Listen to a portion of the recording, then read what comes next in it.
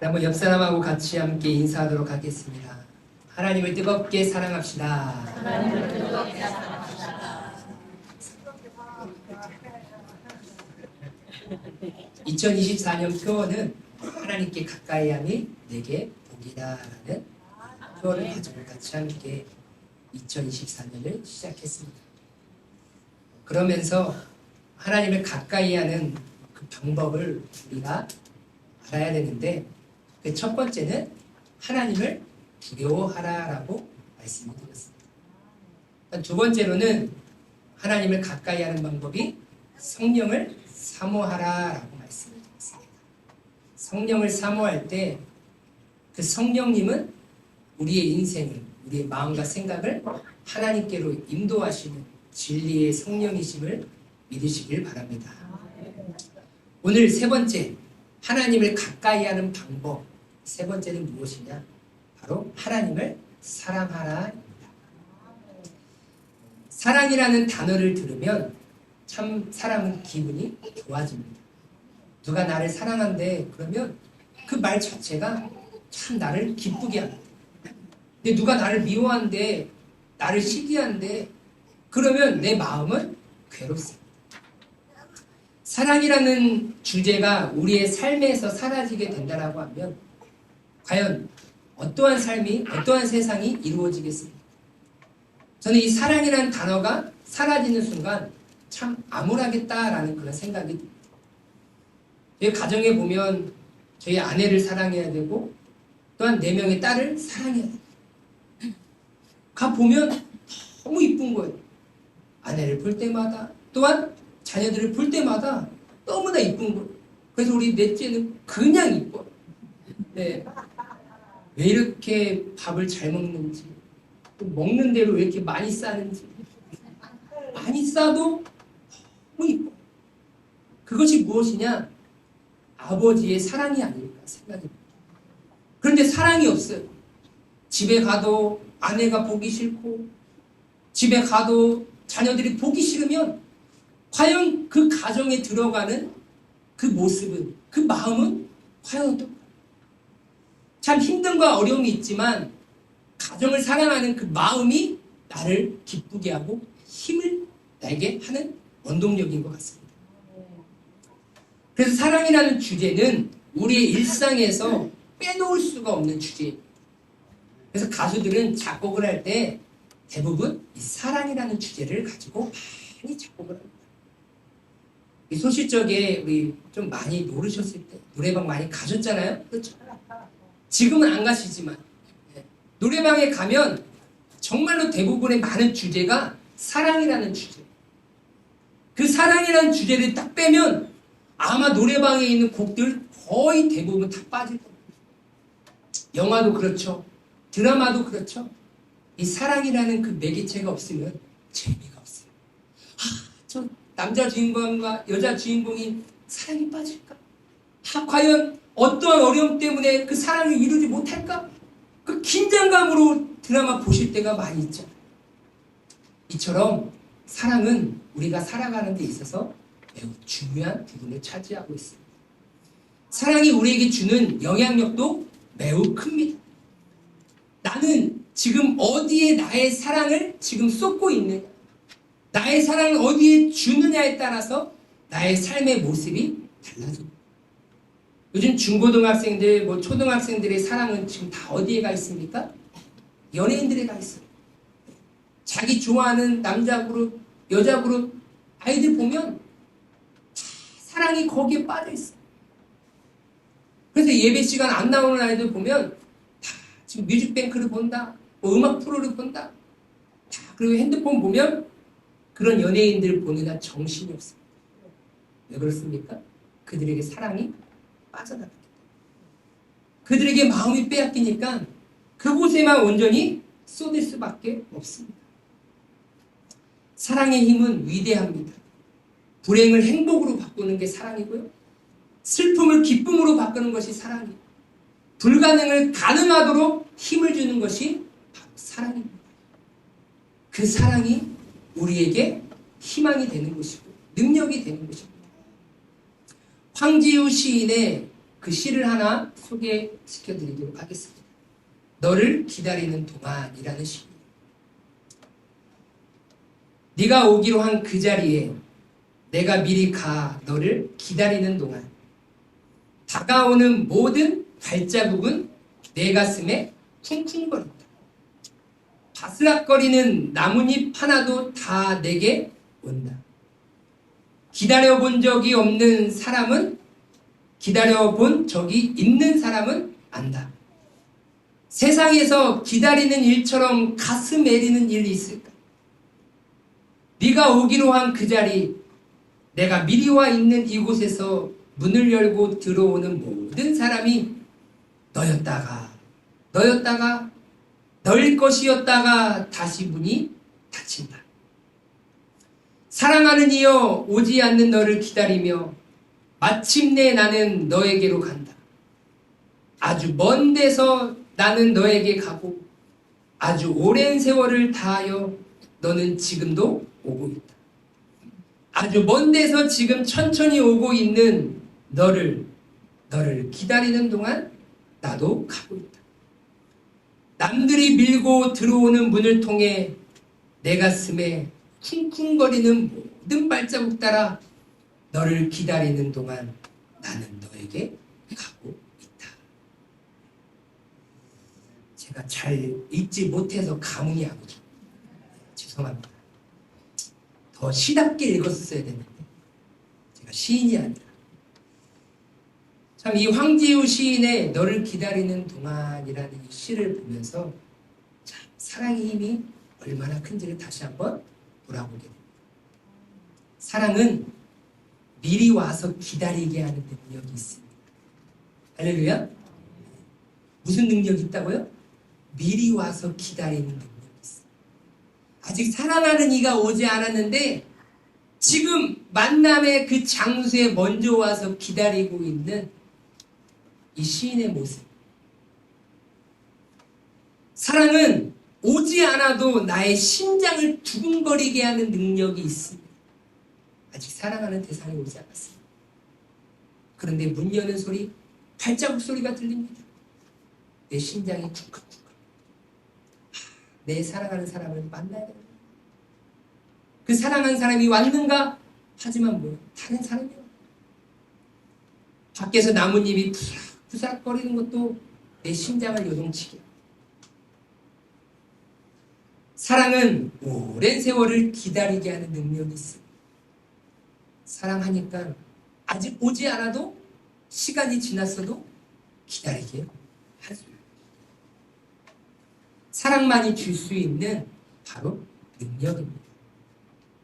그 사랑의 능력으로 우리가 덧입혀질 때 하나님께서 우리를 향하신 그 사랑을 우리는 깨닫게 되게 되는 줄 믿습니다.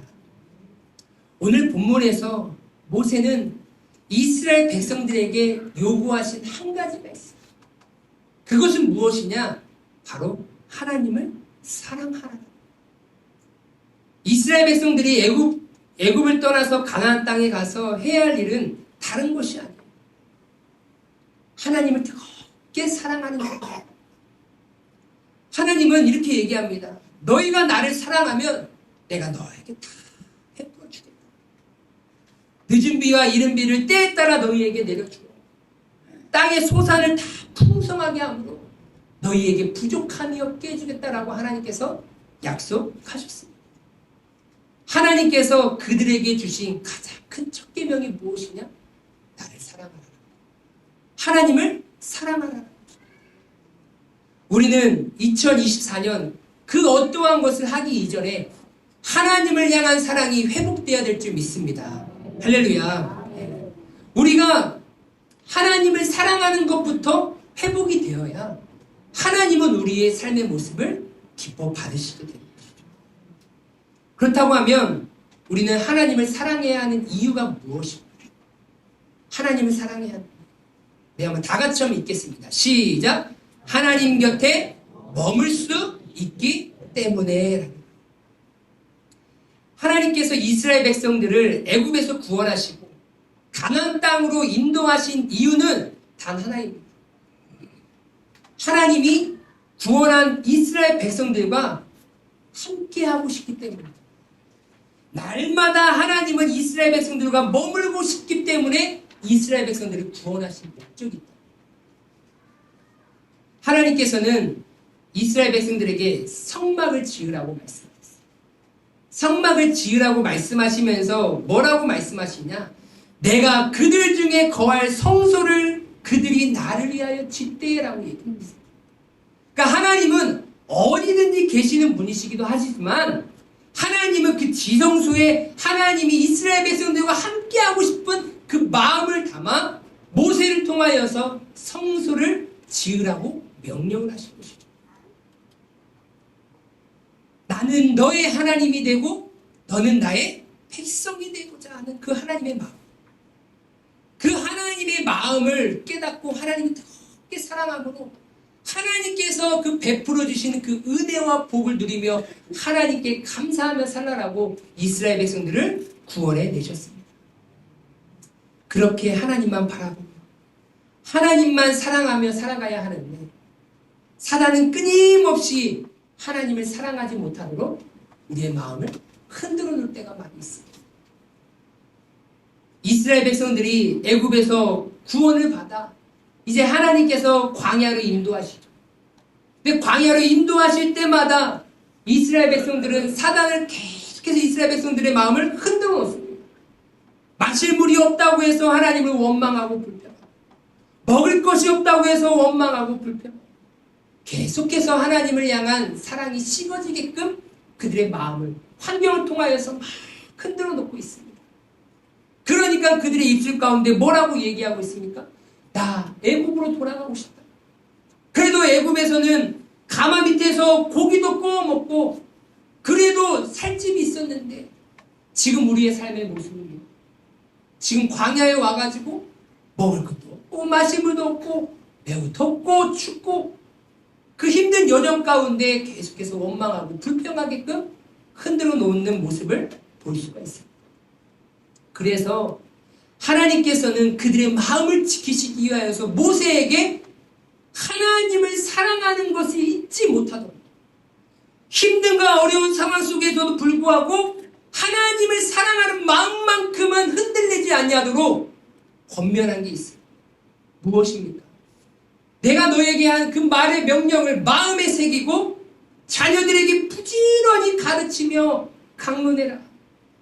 그리고 손목에 기호로 삼고 미간에 표로 붙여 표로 삼고 문설주와 바깥문에도 그 말씀을 기록하겠어요.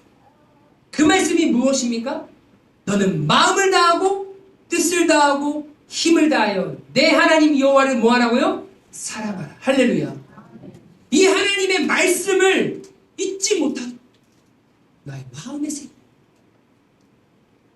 상황이 나를 힘들게 할지라도 사람이 나를 어렵게 할지라도 너의 마음에 새겨진 그 하나님을 향한 사랑만큼은 흔들리지 않기를 바란다. 그리고 너만 하나님 사랑하는 것이 아니라 너의 자녀 손손 대대 이르기까지 하나님 사랑하는 것만큼은 잊지 말아라 라고 하면서 자녀들에게 가르치라라고 강론하라라고 명령하고 있습니다. 우리도 평생 잊지 말고 기억해야 될 말씀 하나님을 사랑하라라는 이 말씀인 줄 믿습니다. 사랑하면 사람은 사랑하는 자리에 머물게 되어 있습니다. 사람은 사랑하는 사람을 찾게 되어 있습니다. 사람은 사랑하는 곳을 그리워하게 되어 있습니다. 오늘 이 자리에 나오신 것도 하나님을 사랑하기 때문에 이 자리가 그리워서 이 자리에 나온 줄 믿습니다. 야곱은 라헬을 너무 사랑했어요. 그 사랑이 얼마나 큰지 외삼촌 라반이 자신을 속여서 라헬이 아닌 언니인 레아를 먼저 결혼하도록 허락했어요. 그런데 이 야곱의 마음에는 레아를 사랑하는 마음보다도 어찌 보면 라헬을 사랑하는 마음이 더 컸습니다. 그래서 외삼촌 왜 저에게 라헬을 주신다라고 약속하면서 제가 7년 동안 외삼촌을 위하여서 봉사했는데 왜 레아를 주십니까? 우리 전통에 동생이 언니보다 먼저 결혼하는 것은 없다. 그래서 언니를 먼저 내게 줬다라고 포기하지 않았어. 라헬을 얻고자 하는 그 사랑이 이 야곱은 포기 못하게 만들었어. 그래서 사랑하는 라헬을 다시금 얻기 위하여서 삼촌을 위하여서 다시금 7년을 봉사합니다. 그러면서 이렇게 고백하죠. 야곱이 또한 라헬에게로 들어갔고 그가 레아보다 라헬을 더 사랑하여 다시 7년 동안 라반을 섬겼다. 7년 동안 다시금 외삼촌을 섬겨야 하는 그 고단함과 힘듦과 어려움을 무엇으로 이겨냅니까? 사랑으로 이겨냅니다. 그런데 그 7년을 수일로 여겼더라. 1년을 하루같이 여기며 그 사랑의 힘으로 라헬을 얻고자 하는 그 마음 하나로 그 어려움을 이겨냈습니다. 우리도 하나님을 사랑할 때 하나님 곁에 머물게 되는 줄 믿습니다. 하나님을 향한 우리는 뜨거운 사랑이 회복되어야 됩니다. 2024년 다른 그 어떠한 것보다도 다시 한번 말씀드립니다. 하나님을 향한 뜨거운 사랑이 우리 성도님들 10년 가운데 다시 한번 불타오르길 주님의 이름으로 소망합니다. 아멘. 사라진 사랑이, 식어진 사랑이 다시금 회복되는 것도 은혜이지만 회복되었다고 해서 끝나는 것이 아니에요. 사랑이 회복되었다면 그 사랑이 다시금 변하지 않도록 지켜야 하는. 참 우리가 몸이 심하게 아프면 그 몸이 회복되기를 간절히 기도합니다. 그래서 하나님의 은혜로 또한 치료를 잘 받아가지고 몸이 회복되는 것도 은혜겠지만 회복되었다고 해서 끝난 건가요? 아닙니다. 다시금 그런 아픈 상황으로 돌아가지 않도록 어떻게 해야 되죠? 내가 관리를 해야 되고 내 몸을 유지하며 지켜야 한다는 거예요. 사람의 마음은 갈대와도 같다라고 합니다.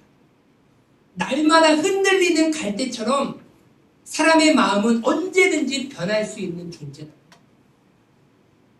더 좋은 것, 더 많은 것, 더 높은 것, 더 멋있는 것, 더 이쁜 것, 더 사랑스러운 것에 나의 마음은, 나의 사랑은 흔들릴 수 있다.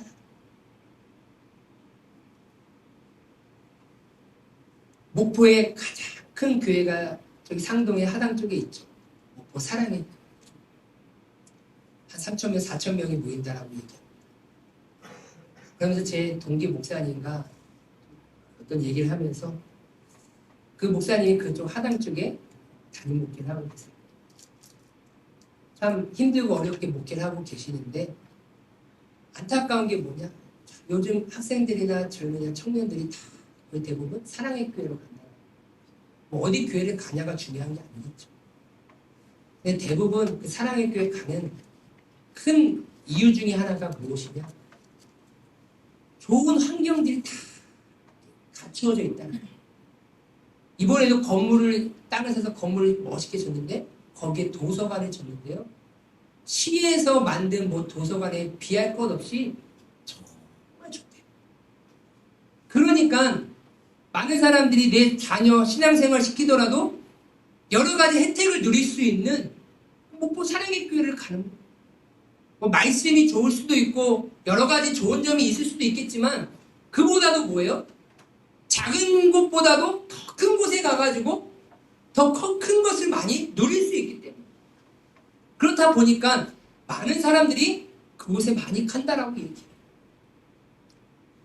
그것을 들으면서 참 많이 아쉬워하면서 안타까워하면서 우리 작은 교회는 뭘 해줄 수 있는 게 없잖아요. 다음 세대에게 뭘 해줄 수 있는 환경이 안 돼 있다 보니까 많은 사람들이 그런 모습들을 보면서 대부분 다 큰 교회로만 가려고 한다라고 이렇게 얘기를 합니다.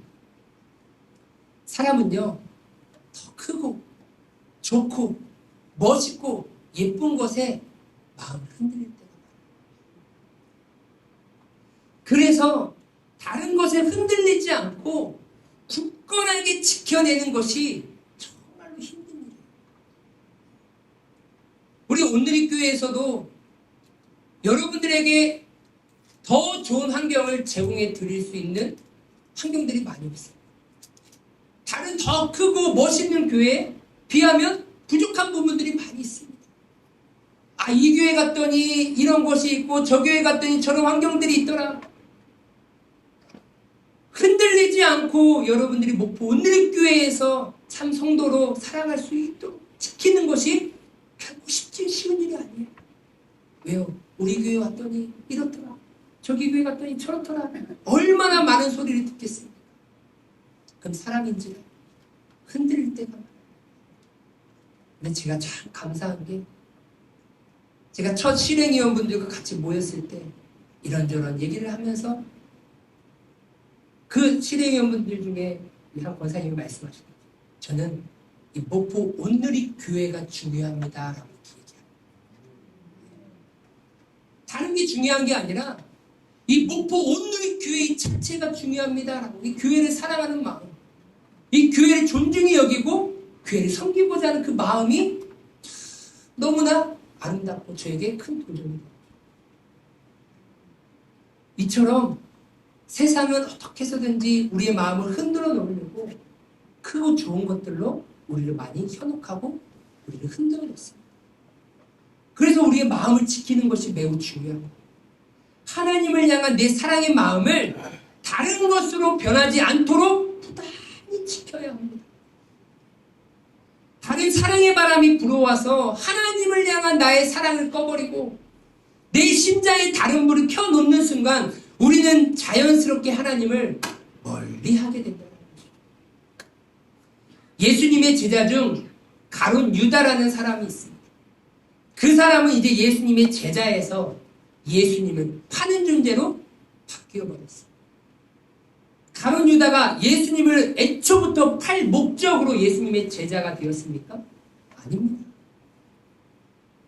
예수님은 사람의 심중까지도 다 살피시는 하나님이십니다. 할렐루야. 나를 팔 것 알면서까지도 제자를 삼으셨겠습니까? 아니에요. 예수님이 어떤 분인지를 깨닫고 그 예수님과 함께 동행하기로 아마 결단했을 것입니다. 그러기에 예수님은 제자로 부르셨고, 그렇지만 제자의 삶을 살아가면서도 가룟 유다가 지키지 못한 것이 있어요. 바로 자신이 하나님을 향한, 예수님을 향한 그 마음을 지키지 못했어요.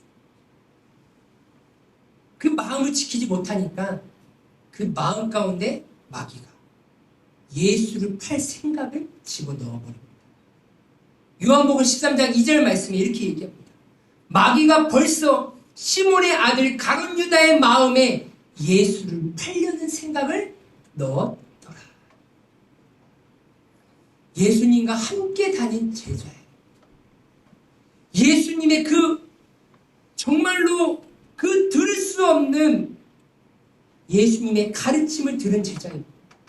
예수님이 행하신 그 놀라운 기적과 이적을 그 두 눈으로 똑똑히 본 제자였습니다. 하지만 제자였음에도 불구하고 마귀에게 마음을 빼앗기는 순간 어떤 인생으로 바뀝니까? 예수를 파는 인생으로 뒤바뀌게 된다는 거죠.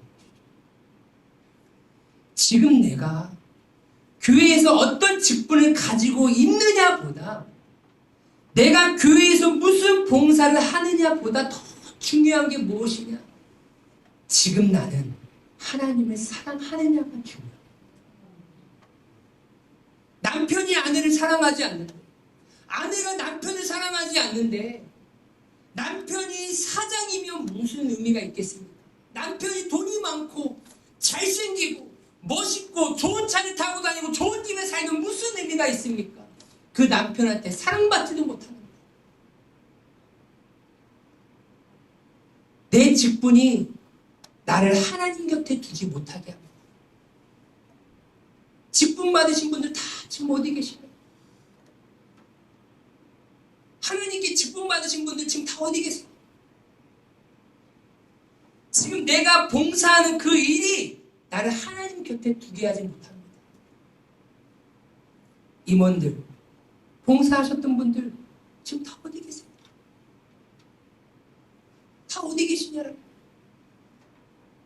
제가 교육부서를 하면서 중고등부, 청년부 다 임원했던 분들, 그런 학생들, 청년들 다 보면요. 열의 7, 8은요. 세상이에요. 인스타나 페이스북이나 그런 걸 보면서 자기를 드러내잖아요. 항상 같이 찍는 게 뭐냐. 맥주 한 잔 올려놓고 이것이 나를 시원케 해줄 것이라고 얘기하고 있어요. 누구냐? 임원이었어요. 회장이었습니다. 주님이, 하나님이 나의 마음을 시원케 해드리지 맥주가 내 마음을 시원케 해줍니까?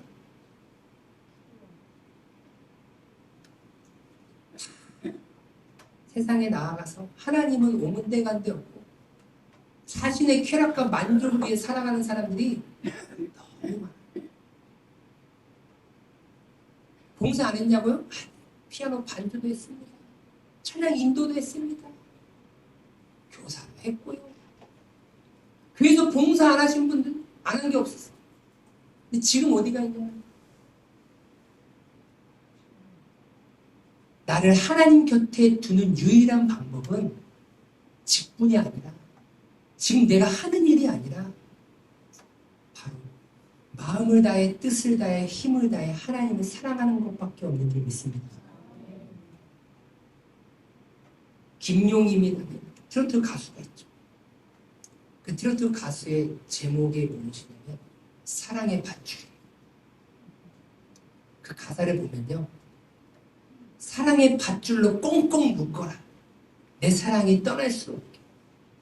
당신 없는 세상은 단 하루도 나 혼자서 살 수가 없네.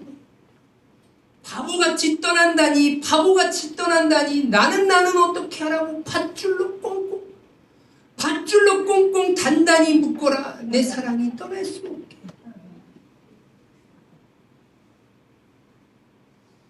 그냥 밧줄이 아니에요. 그냥 밧줄은요 어떻게든지 다 끊어버려요. 무슨 밧줄로 꽁꽁 묶으라고요? 내 사랑이 떠날 수 없게요? 사랑의 밧줄. 물리적인 밧줄이 아닙니다. 이 사랑의 밧줄로 내가 꽁꽁 묶여요. 어떠한 어려움과 힘듦과 고난 속에서도 하나님을 떠나지 않습니다. 하나님 곁에 머무를 수가 있어요. 사단은 정확하게 우리의 연약함을 알고 있기 때문에 세상에서 멋있고 화려하고 정말로 좋아 보이는 것을 통하여서 우리의 마음을 흔들어 놓습니다. 그래서 그 하나님을 향한 사랑의 마음이 그 세상을 빼앗기도록 우리의 마음을, 우리의 시선을 가만두지 않아요. 요한일서 2장 15절 16절에 이렇게 얘기합니다.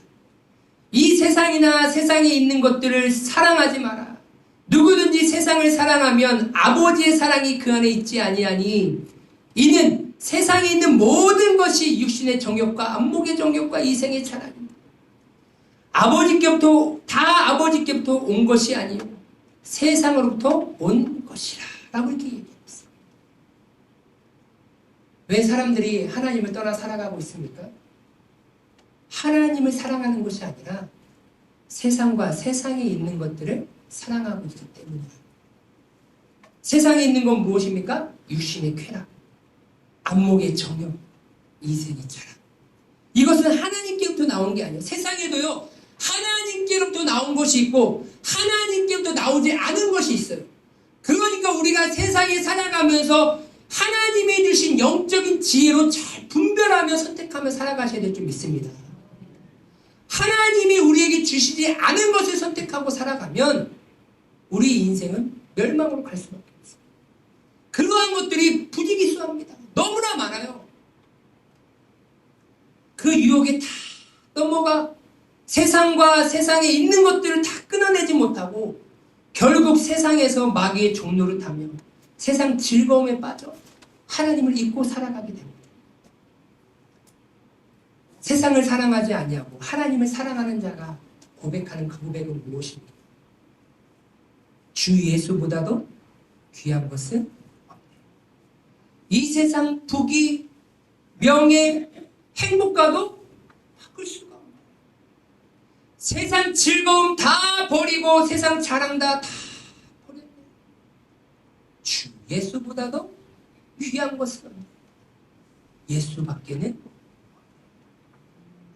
하나님을 사랑하는 자가 하는 고백은 예수님밖에 없다라고 이 고백뿐입니다. 하나님의 사랑을 버리고 세상과 짝한 인생을 야고보 사도는 이렇게 말합니다. 우리 한번 다 같이 한번 읽도록 하겠습니다. 시작. 가늠한 여인들아, 세상과 벗된 것이 하나님과 원수됨을 알지 못하느냐. 그런즉 누구든지 세상과 벗이 되고자 하는 자는 스스로 하나님과 원수되는 것이니라. 아멘. 지금 세상을 사랑하며 세상과 벗된 인생을 어떤 사람이라고 지칭하고 있어요? 가늠한 여인, 가늠한 사람들이라고 야고보 사도는 지칭하고 있어요. 그럼 어떤 모습이 가늠한 거예요? 세상과 벗된. 이 벗이라는 단어는 헬라어로 필리아라는 단어인데 우정, 사랑이에요.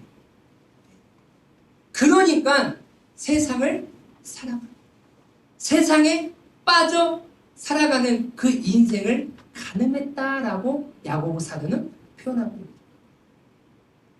그러면서 그런즉 누구든지 세상과 벗이 되고자 하는 자, 그러니까 세상에서 세상을 사랑하고 세상을 원하고 세상에서 살고자 하는 그런 마음에 있고 열망하고 소원하는 자, 그런 자들은 스스로 하나님과 뭘 되고자 하는 거라고요?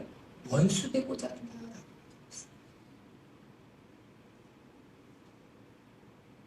우리는 세상을 사랑하는 자가 아니라, 세상을 사랑하고 열망하고 소원하는 자가 아니라 하나님을 사랑하고 하나님을 열망하고 소원하는 자가 되어야 될 줄 믿습니다. 그러면서 하나님께서 우리를 향한 뜨거운 마음, 하나님이 우리를 얼만큼 사랑하는지, 하나님이 나를 어떻게 사랑하시는지 그 사랑의 모습을 5절을 통하여서 야고보 사도는 우리에게 가르쳐주고 있습니다. 4장 5절 말씀에 보면 너희는 하나님이 우리 속에 거하게 하신 성령이 시기하기까지 사모한다 하신 말씀을 헛된 줄로 생각하느냐라는 말이에요. 이것을 세번역으로 보면요, 좀 더 이해하기가 편합니다. 하나님께서 우리 안에 살게 하신 그 영을 질투하실 정도로 뭐 하신다고요? 그리워하신다라는 성경 말씀을 여러분들은 헛된 것으로 생각합니까? 라고 했어요. 이 얘기는 무엇입니까? 하나님께서 우리 안에 부어주신 그 성령을 보내주셨는데 나와 내 안에 계신 그 성령님을 뭐 하시기까지? 질투하시기까지 나를 뭐 하신다고 하나님이 사랑하신다는 거예요. 할렐루야. 우리 안에 성령님이 어떻게 오셨죠? 그냥 오신 게 아닙니다. 예수님이 이 땅 가운데 오셔서 십자가에 못 박혀 죽으시고 부활하시고 승천하실 때 예수님이 나와 동일한 성령을 너희에게 보내주실 거다 약속하셨어요. 하나님께서 보내주신 것이죠. 독생자도 아낌없이 보내주심으로 인하여서 너는 하나님의 자녀고 예수 그리스도의 사람이다라고 증표, 즉 말 그대로 그 증거가 무엇이냐? 내 안에 있는 그 성령입니다. 그 하나님께서 우리에게 보여주신 최고의 사랑의 증거가 무엇이냐? 바로 내 안에 계신 성령님이시다. 그런데 그 사랑으로 보내주신 그 성령님마저도 뭐 하신다는 거예요? 질투하실 정도로 나를 사랑하시는 그 하나님의 사랑을 지금 너희는 헛되게 여기고 있느냐? 하나님이 나를 그렇게 사랑하지 않으셨다고 하면 이 땅 가운데 예수 그리스도도 보내지 않으셨고 성령도 보내지 않으셨어요. 우리는 지금 누구를 사랑하고 있고 무엇을 사랑하고 있습니까? 내가 누군가를 사랑하면 아마 그냥 카톡 프로필에 이렇게 바뀔 거예요. 지금은 사랑 중이다. 나 사랑에 빠졌다. 아무도 건들지 말라. 나의 생각과 나의 마음은 오로지 그 사람을 향해. 카톡 답장하지 못해도 이해하라. 왜요? 너희들에게 신경 쓸 시간이 없어. 마음도 없어. 나의 마음과 생각은 오직 어디 있어요? 사랑하는 대상에게만 빠져 있어요. 지금 누구와 사랑에 빠져 살아가고 계십니까? 세상이 아닌 하나님의 사랑에 빠져 살아가시길 주님의 이름으로 소망합니다. 하나님께 집중하셔야 돼요. 하나님께 모든 것을 쏟아 부으셔야 돼요. 그래야 하나님께서 나와 함께 하시고 내가 하나님 곁에 머물 수 있게 됩니다. 요즘 일반 공무원으로서 가장 핫한 공무원이 있습니다. 바로 충주시의 공무원인 김선태 주무관이. 아시나요? 아시는 분 한번 흔들어보세요. 네, 몇 분인데요. 아직 인기가 없네요. 아직. 충주가 어디에 있는가 아시나요? 난 충주가 어느 도에 있다 아시는 분? 충청도 말고 좀 더 정확하게 충청북도 알고 계시긴 하시네요. 충주가 어디 있지도 모르시는 분, 처음 들어보시는 분도 있으세요. 근데 이 김선태 주무관 때문에 이 충주가 많이 알려지기 시작합니다. 왜냐하면 이 충주시라는 이 유튜브를 제작하고 홍보하는 사람이에요. 그래서 지금 충주시라는 그 유튜브 구독자가 60만 명. 지금 제가 어저께 검색을 해봤더니 서울시 구독자가 몇 명이냐면 18만 9천 명이에요. 그럼 서울시 인원이 약 800만 명에서 1000만 명 사이잖아요. 충주시는 몇만 명이냐? 21만 명이라고 얘기하더라고요. 그런데 구독자 수가 몇 배 차이가 납니다. 31살에 9급으로 공무원이 되었는데요. 지금 39살인데 몇 급이냐? 6급이에요. 저는 공무원에 대해서 잘 몰라요. 9급인지 6급인지 잘 모릅니다. 근데 보통 9급에서 6급까지 가기도 쉽지가 않대요. 네. 그런데 걸리는 시간이 간다고 하더라도 걸리는 시간이 몇 년이 걸리냐면 그냥 보통 일반적이라는 것이죠. 사람에 따라 차이는 있겠지만 일반적으로 15년이 걸린다고 합니다. 그러면 31살에 9급으로 됐으면 6급 되려면 최소 46은 돼야 6급에 올라갈 수 있어요. 그런데 지금 7년 만에 6급이 되었어요.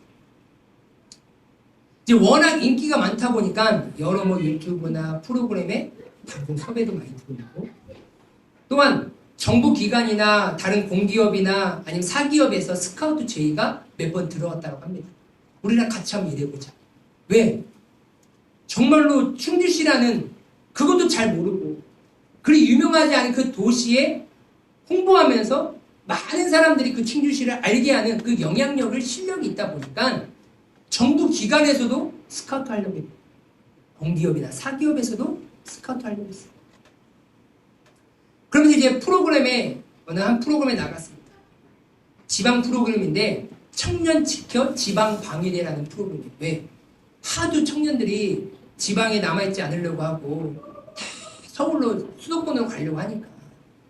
근데 하은아 지방에 좀 남아있어. 왜 목포를 떠나려고 그래. 알지? 근데 하은이도 목포를 막 떠난다고 그래. 근데 청년 지켜. 네? 우리가 지켜야 돼. 그러면서 그 청년 지켜 지방 방위대 프로그램에서 내가 어떻게 이렇게 다 해가면서 내가 어떻게 살아왔는지에 대해서 강연을 한 다음에 이렇게 얘기합니다.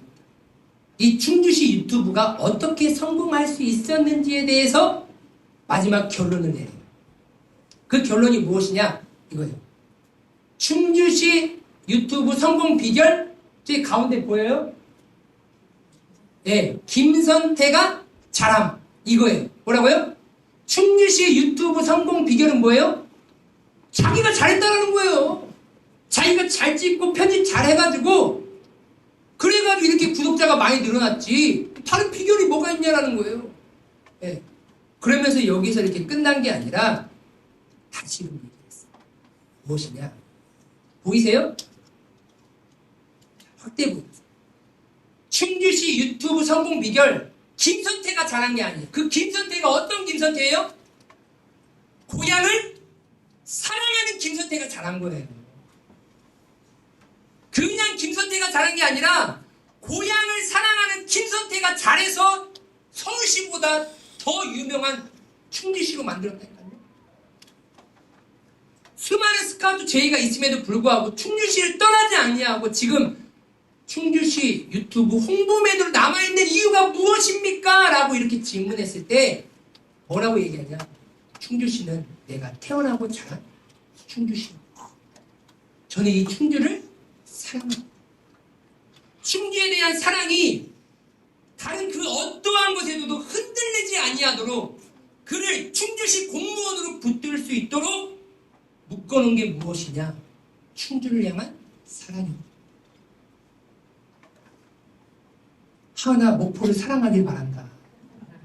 하나, 목포를 사랑해야 돼. 이 김선태 주무관이 유튜브 하나를 제작해가 지금 제일 많은 그 조회수가 있는 게 900만 회 이상입니다. 다른 거 다 합치면 이게 개인 사적인 유튜브 채널이었으면요. 그 수익이 어느 정도 됩니까? 라고 물어봤을 때 그냥 제 연봉은 뛰어넘습니다. 라고 얘기해요. 그러면 연봉 생각하면 공무원 연봉이 얼마나 되겠습니까? 그리 많지 않죠. 다른 정부기관이나 다른 공기업이나 다른 사기업보다 얼마나 많은 유혹이 있고 얼마나 많은 흔들림이 있었겠냐는 거예요. 그런데 충주에 대한 애정과 그 사랑의 마음이 없었으면 벌써 공무원 사실서되고 다른 데로 갔습니다. 진정한 사랑은 이 세상에 하나밖에 없습니다. 사람은요, 사랑을 하나밖에 못해요. 하나님은 사람에게 사랑을 허락하셨지만 그 사랑은 오직 하나만 할 수 있도록 하나님께서 제안을 주셨어요. 하나님을 사랑하든지 아니면 세상을 사랑하든지 둘 중에 하나를 하는 것이지 하나님도 사랑하고 세상을 사랑할 수는 없습니다. 그래서 우리의 마음은 오직 한 곳에만 쏟아야 돼요. 내가 하나님 곁에 머무를 수 있는 것은 나의 마음을 오직 하나님께만 쏟을 때 어떠한 상황 속에서도 내가 하나님 곁에 머무를 수 있다는 사실입니다. 결혼은 평생 나와 함께할 살아갈 사랑의 대상을 선택하는 것이고 그 선택한 사람과 함께 희노애락의 삶을 살아가는 거죠. 내가 예수님을 믿고 구원받았다는 것은 예수님과 결혼했다는 것과 동일합니다. 평생 예수님과 손잡고 희노애락의 삶을 살아가는 것이죠. 다른 누군가의 손을 잡는 그 순간 우상숭배입니다. 하나님은 이 모습을 제일 경계하셨어요. 하나님은 나 외에 다른 신들을 내게 두지 말라 말씀하셨고 우리가 만일 내 하나님을 여호와를 잊어버리면 다른 신들을 따라 섬기면 또한 그들에게 절하면 반드시 멸망할 것이라고 우리에게 경고하셨습니다. 하나님을 떠나는 순간 즐거움이 아닙니다. 기쁨이 아니에요. 그 인생의 끝은 멸망입니다. 다른 손을 잡는 순간 나의 인생은 기쁨이 아니에요. 행복이 아닙니다. 멸망입니다.